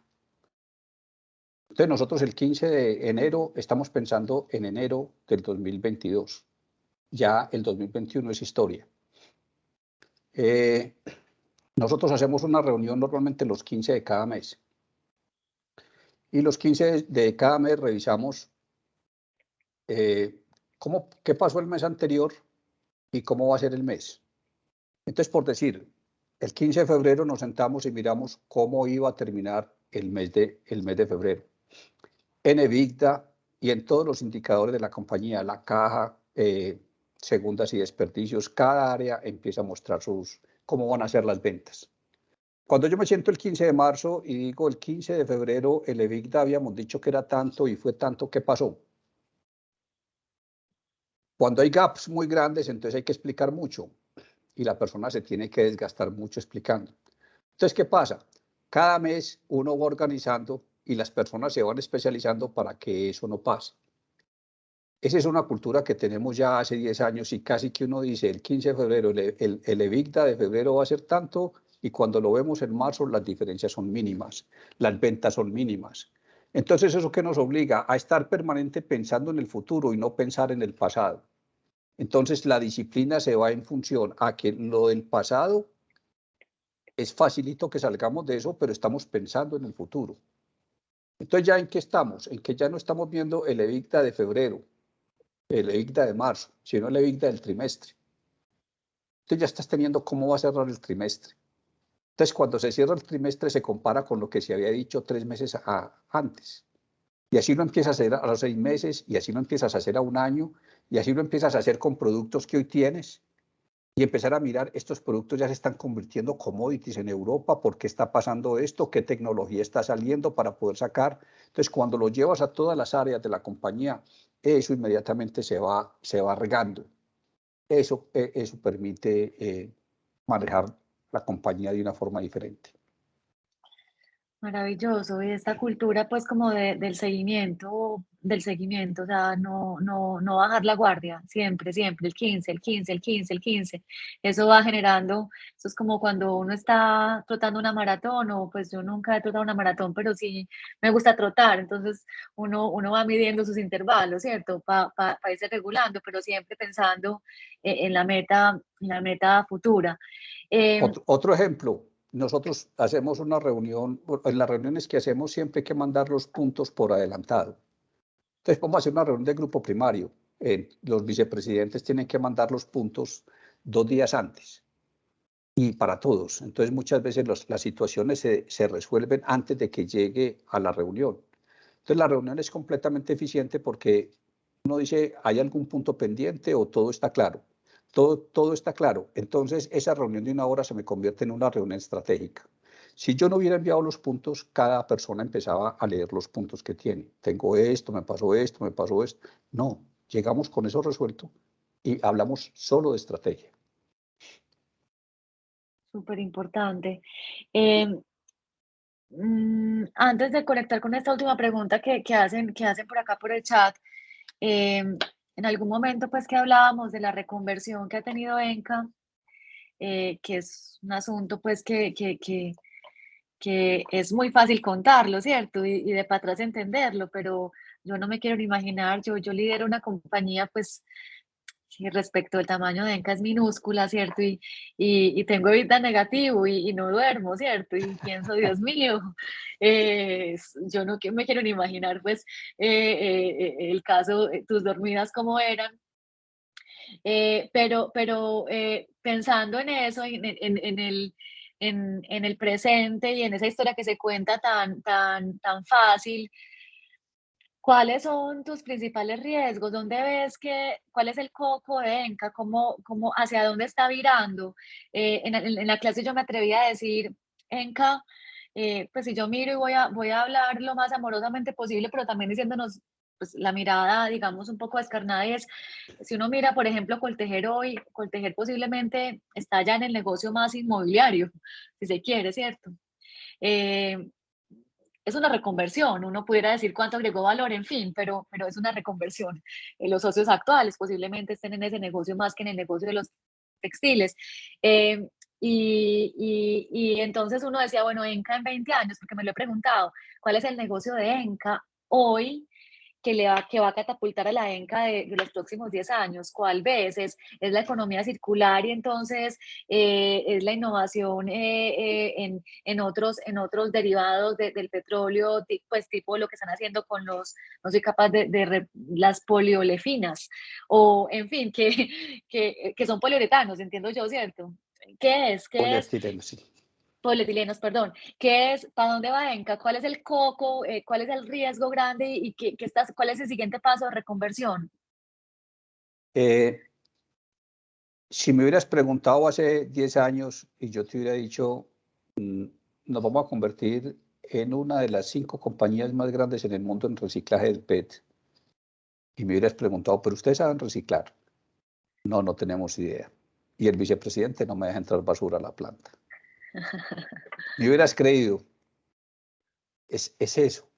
Es soñar que con las capacidades que tenemos sí se puede. Cuando tú me preguntas en estos momentos, te contesto, las poliolefinas son 4.5 veces el consumo en Colombia. Si nosotros no hacemos nada por eso, el mundo se va a acabar. Es que la basura nos está comiendo. Entonces, queremos ser un jugador a nivel mundial importante en el reciclaje de poliolefinas. Hoy tenemos algo que nos puede ayudar un poquito más que hace 10 años, y es que tengo una planta piloto que montamos en el 2018 de 5.000 toneladas de poliolefinas donde reciclamos tapas y etiquetas. Pero uno de los sueños que tenemos es eso. Y hoy en el mundo, ¿cómo está eso? Apenas está arrancando. Entonces, me ayuda a tener proyectos en poliolefinas para unos años y estar a la vanguardia en reciclaje. Pero ese es uno de nuestros sueños.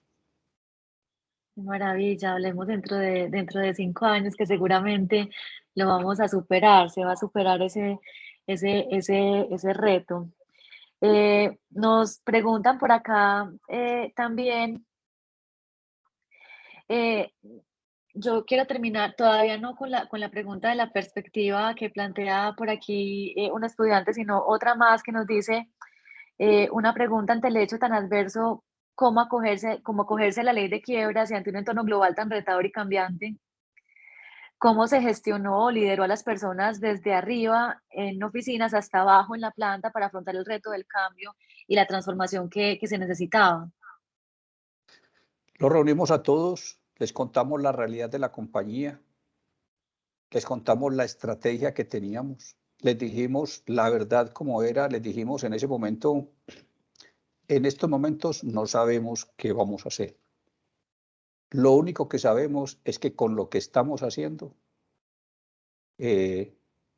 no va a ser lo que vamos a estar haciendo a futuro.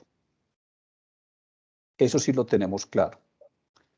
Les pedimos todo el apoyo, toda la colaboración, todo lo que se les ocurra, bienvenido. Hacíamos unas reuniones, las reuniones en ENCA antes, cuando era una de estas compañías de las 10 más grandes en el mundo, había un área de planeación que era como el coco, allá nadie podía entrar. Ellos entre 3, 4 o 10 personas definían qué era lo que se iba a hacer y ellos irrigaban eso en la compañía y eso era lo que la compañía hacía. Posiblemente estas personas que trabajaban en planeación recibían la información desde Alemania y allá les llegaba y ellos lo que hacían era irrigarla. Aquí no, ya ExxonMobil no estábamos. Lo que yo les dije, esta es una compañía que nos la acaban de regalar por los próximos 19 años. No vamos a repartir un peso de dividendos. Tenemos 8 años para pagar deudas. Vamos a hacer de esta compañía lo que nosotros queramos. Y con seguridad nos van a apoyar en todos los proyectos. No nos van a dar un peso. La compañía no recibió un peso de los socios en ese entonces. Pero nosotros sí, con nuestras capacidades, vamos a hacer de esta compañía lo que nosotros queramos. Entonces ya las reuniones de planeación eran 40, 50 personas, en donde había una persona que acababa de entrar, llevaba una semana en la compañía y había un vicepresidente que llevaba 30 años. Antes, si esa persona hubiera sabido que era el vicepresidente el que estaba hablando, pues no se iba a atrever a contestarle, pero cuando el vicepresidente hablaba, esa persona que llevaba una semana no sabía quién era y le decía, yo no estoy de acuerdo con eso. A mí me parece que eso no debe ser así. Eso nos dio otra cultura, nos enseñó a escuchar las personas nuevas que llegan, con qué llegan. Entonces, primero fue decir las cosas como eran. Segundo, contarles. Entonces, mucha gente preguntaba, entonces el trabajo que yo estoy haciendo a futuro se va a acabar. Ese trabajo que estás haciendo en esto, entonces a futuro se va a acabar, pero van a venir otros. Y esos son los que tenemos que en estos momentos ver cómo hacemos. ¿Por qué decidimos incursionar en el negocio del PET reciclado? Hay una razón muy sencilla. ENCA de Colombia trajo el PET virgen a Colombia. Nosotros fuimos pioneros en Colombia y vendíamos el PET que requería Colombia para hacer sus envases. Exportábamos a Venezuela y exportábamos mucho a Brasil. Siendo el más grande en Colombia haciendo PET, se toma la decisión de cerrar la fabricación de PET, incursionar en el negocio de PET reciclado. Pero teníamos una ventaja muy grande. Sabíamos cuál era el producto que requerían las embotelladoras como PET virgen. Entonces decidimos hacer un producto reciclado que fuera exactamente igual al producto virgen. Esa fue nuestra estrategia. Hoy Coca-Cola nos tiene homologados vendiéndoles solo PET reciclado como si fuéramos un proveedor de resina virgen. Y sus botellas las puede sacar al 100% con PET reciclado. Entonces aprovechamos también el conocimiento que teníamos de un sector de PET virgen para que esas especificaciones llegaran en PET reciclado. Bueno, y finalmente, por aquí nos proponen una pregunta como de prospectiva, ¿cierto? Y es que, eh, pues ahora todo es como más rápido, ¿cierto? Yo siempre pues digo que lo único permanente en este momento en cualquier negocio, por más que sea un negocio industrial o que uno diga no está en competencia, lo único permanente es el cambio y eso pues suena muy cliché, pero yo creo que podríamos hablar un poco de eso, de que estamos en unas épocas absolutamente cambiantes. Y entonces por aquí nos pregunta, bueno, desde su perspectiva, ¿qué crisis se avecina y cuáles pueden ser los mayores retos de este siglo para las empresas?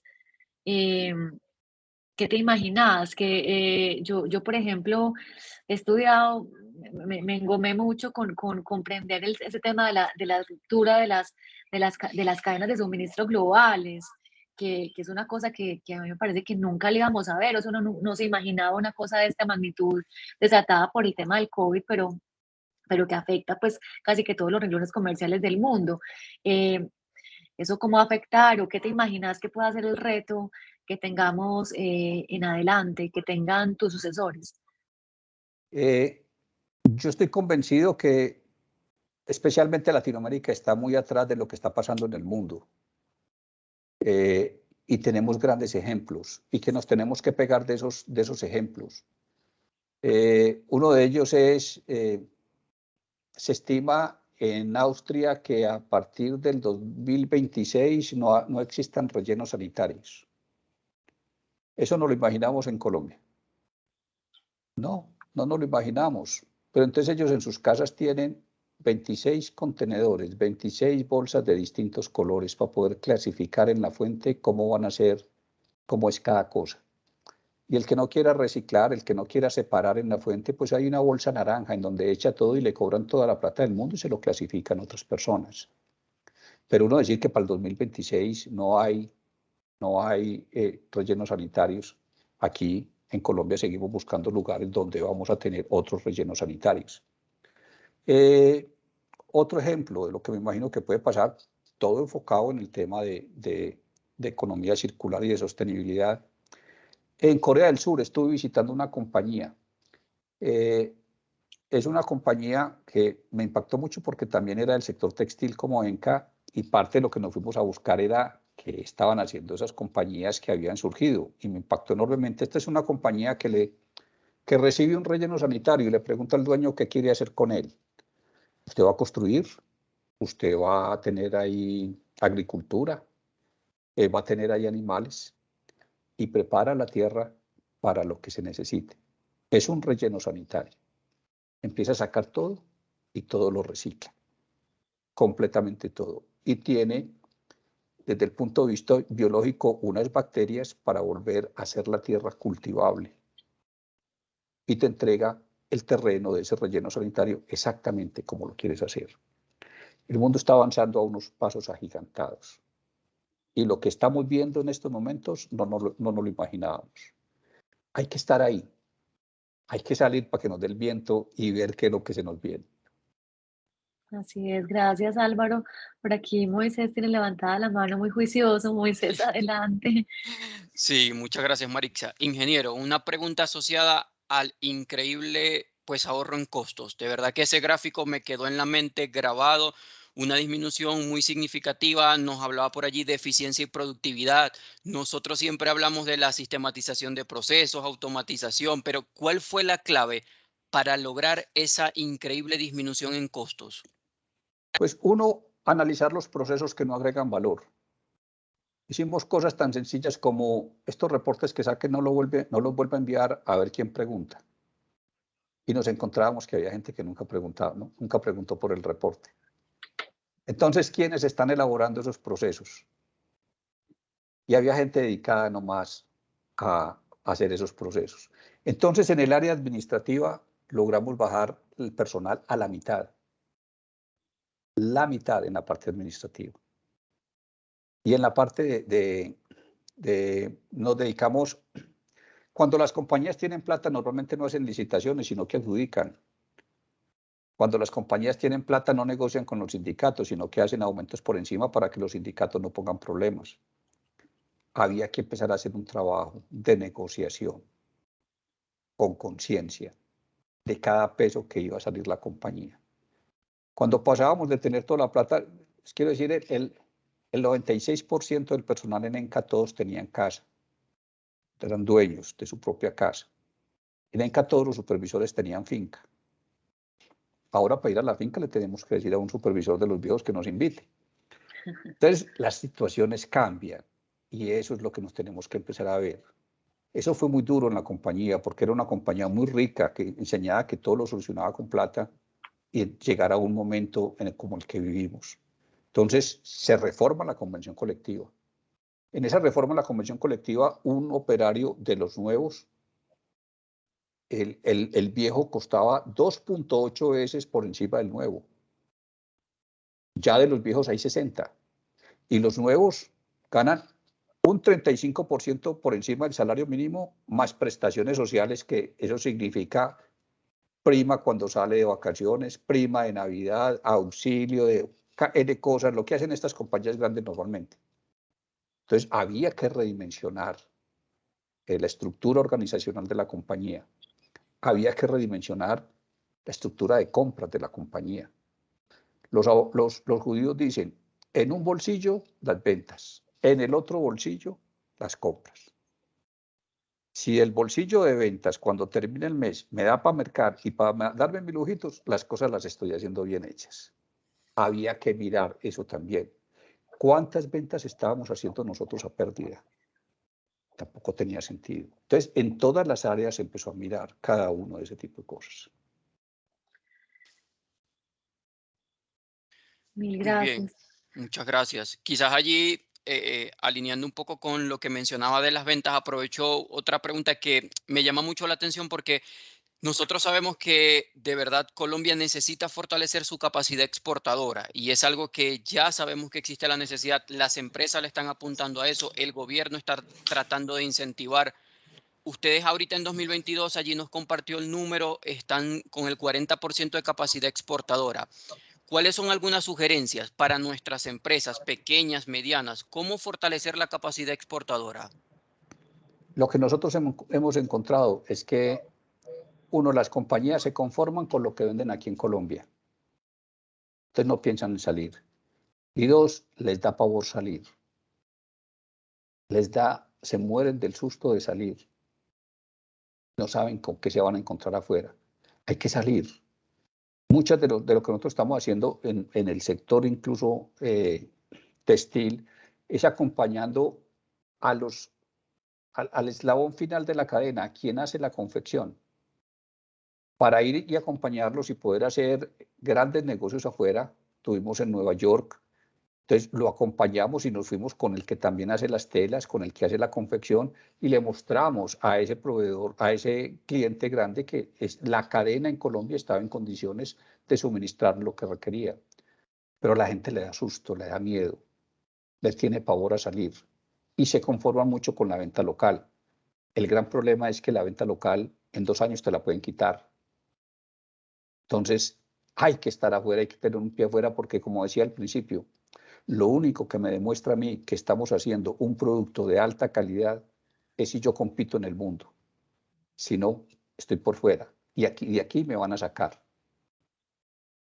Pero es mucho el miedo. Y también ve uno mucha gente que no sabe el idioma y entonces eso también lo restringe.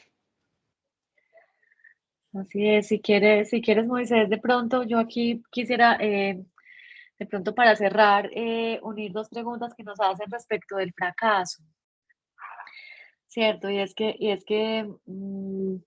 Si uno mira pues el gran valor de las dificultades de ENCA es este resurgimiento a partir de aprender de esas dificultades.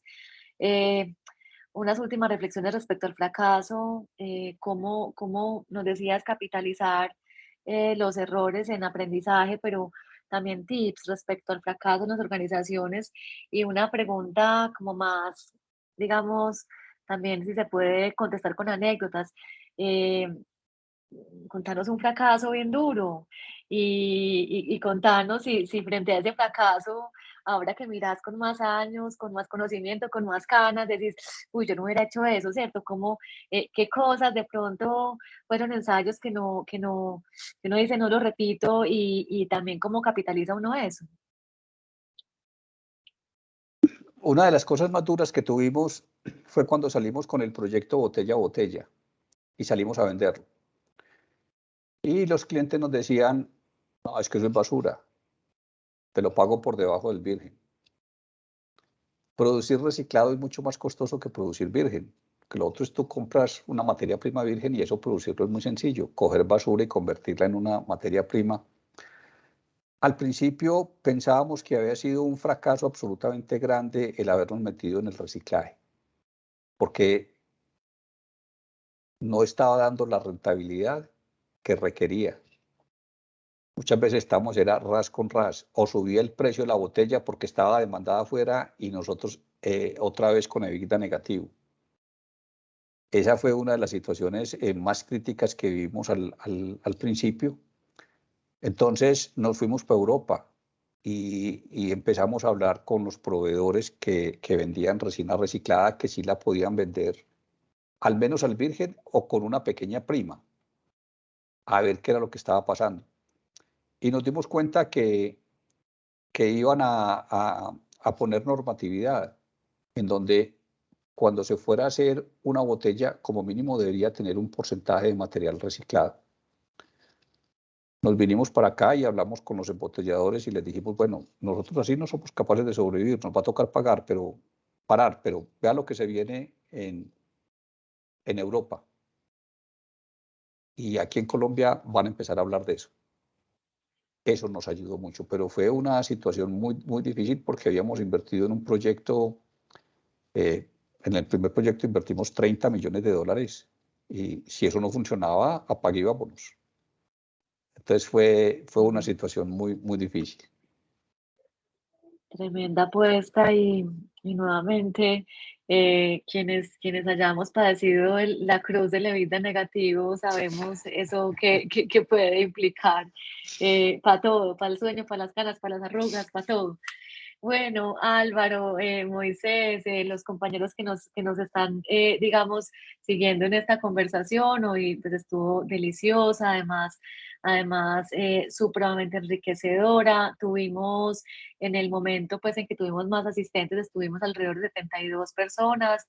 Se nos han ido saliendo ya algunos, de pronto ya es hora pues de la cena y demás. Álvaro, agradecerte, para nosotros es un privilegio, es un honor, es un gran orgullo que esta empresa sea paisa. que esta empresa tenga inversión paisa, porque además los accionistas son paisas y es el GEA, no me canso yo de reconocer lo importante de nuestras empresas antioqueñas y nuestro empresariado antioqueño que es absolutamente sofisticado, global, pero que tiene mucho sentido pues patriótico. Entonces, agradecerte y decirte pues que estamos maravillados y que seguramente te vamos a molestar muchísimo para seguir aunando relaciones entre la universidad y ENCA.